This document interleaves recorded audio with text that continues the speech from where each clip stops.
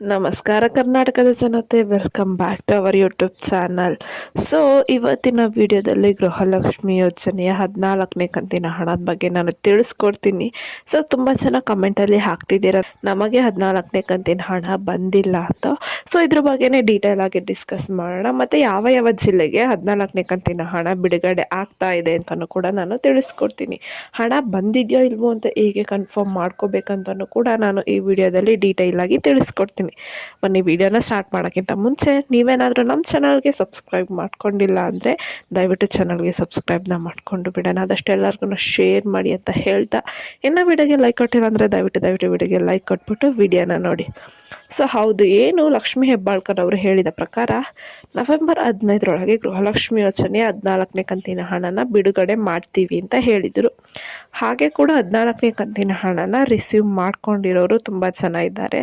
ಆದರೆ ಇನ್ನು ಬಹುತೇಕ 13ನೇ ಕಂತಿನ ಹಣನೇ ತುಂಬ ಜನಕ್ಕೆ ರಿಲೀಸ್ ಮಾಡಿದ್ರು. ಅದ್ರ ಜೊತೆನೇ 14ನೇ ಕಂತಿನ ಹಣನೂ ರಿಲೀಸ್ ಮಾಡಿರೋದ್ರಿಂದ ಇನ್ನು ತುಂಬ ಜನ 14ನೇ ಕಂತಿನ ಹಣನ ರಿಸೀವ್ ಮಾಡ್ಕೊಂಡಿಲ್ಲ.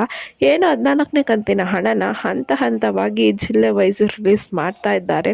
ಸೊ ನಿಮ್ಮ ಜಿಲ್ಲೆಗೆ ಹಣ ಯಾವತ್ತು ರಿಲೀಸ್ ಮಾಡ್ತಾರೋ ಗೊತ್ತಿಲ್ಲ. ಸೊ ನಾನು ಇವತ್ತು ಯಾವ ಜಿಲ್ಲೆಗೆ ಹಣನ ರಿಲೀಸ್ ಮಾಡ್ತಾ ಇದ್ದಾರೆ ಅಂತ ತಿಳಿಸ್ಕೊಡ್ತೀನಿ. ಸೊ ವಿಡಿಯೋನ ಸ್ಕಿಪ್ ಮಾಡದೆ ಕೊನೆವರೆಗೂ ನೋಡಿ. ಸೊ ನಿಮ್ಗೇನಾದರೂ ಇನ್ನು ಹಣ ಪಡ್ಕೊಂಡಿಲ್ಲ ಅಂದರೆ ಬಾಕಿ ಇರುವ ಪೆಂಡಿಂಗ್ ಹಣನ ಸೊ ನೀವು ಇಷ್ಟು ಕೆಲಸನ ತಪ್ಪದೇ ಮಾಡಬೇಕು. ಈ KYC, NPCI ಮ್ಯಾಪಿಂಗು, ಮತ್ತು ನಿಮ್ಮ ಆಧಾರ್ ಕಾರ್ಡು, ನಿಮ್ಮ ರೇಷನ್ ಕಾರ್ಡು, ಮತ್ತು ನಿಮ್ಮ ಬ್ಯಾಂಕ್ ವಿವರಗಳು. ಸೊ ಇವೆಲ್ಲ ಒಂದು ಪ್ರಮುಖ ದಾಖಲೆಗಳು. ಸೊ ಇದರಲ್ಲಿ ನಿಮ್ಮ ವಿವರಗಳು ಸರಿಯಾಗಿರಬೇಕು. ಅಲ್ಲೊಂದು ಹೆಸರು ಇಲ್ಲೊಂದು ಹೆಸರು ಇರಬಾರ್ದು. ಸೊ ಎಲ್ಲದರಲ್ಲೂ ಕೂಡ ವಿವರಗಳು ಸರಿ ಇರಬೇಕು. ಆವಾಗಷ್ಟೇ ನಿಮ್ಮ ಡೇಟಾ ಸರ್ಕಾರದ ಡೇಟಾಬೇಸ್ ಜೊತೆ ಮ್ಯಾಚ್ ಆಗುತ್ತೆ. ಆವಾಗ ನಿಮಗೆ ಹಣ ಬರುತ್ತೆ. ಸೊ ಇನ್ನು 13ನೇ ಕಂತಿನ ಹಣ ನೋಡೋದಾದರೆ 13ನೇ ಕಂತಿನ ಹಣ ಬಹುತೇಕ ಎಲ್ಲ ಮಹಿಳೆಯರಿಗೂ ರಿಲೀಸ್ ಆಗಿದೆ. ಇನ್ನು ಸ್ವಲ್ಪ ಜನ ಇದ್ದಾರೆ, ಇನ್ನೊಂದು 20% ಮಹಿಳೆಯರಿದ್ದಾರೆ. ಅವ್ರಿಗೂ ಕೂಡ 14ನೇ ಕಂತಿನ ಹಣ ಜೊತೆನೇ ಫಸ್ಟ್ 13ನೇ ಕಂತಿನ ಹಣ ರಿಲೀಸ್ ಮಾಡಿ ಆಮೇಲೆ 14ನೇ ಕಂತಿನ ಹಣನ ಪಡ್ಕೊತಾರೆ. ಯಾರ್ಯಾರೆಲ್ಲ 13 ಪಡ್ಕೊಂಡಿದ್ದೀರೋ ಸೊ ಅವ್ರಿಗೆ 14 ಬಂದೇ ಬರುತ್ತೆ, ಯಾವುದೇ ಒಂದು ಪ್ರಾಬ್ಲಮ್ ಇಲ್ದಲೇ.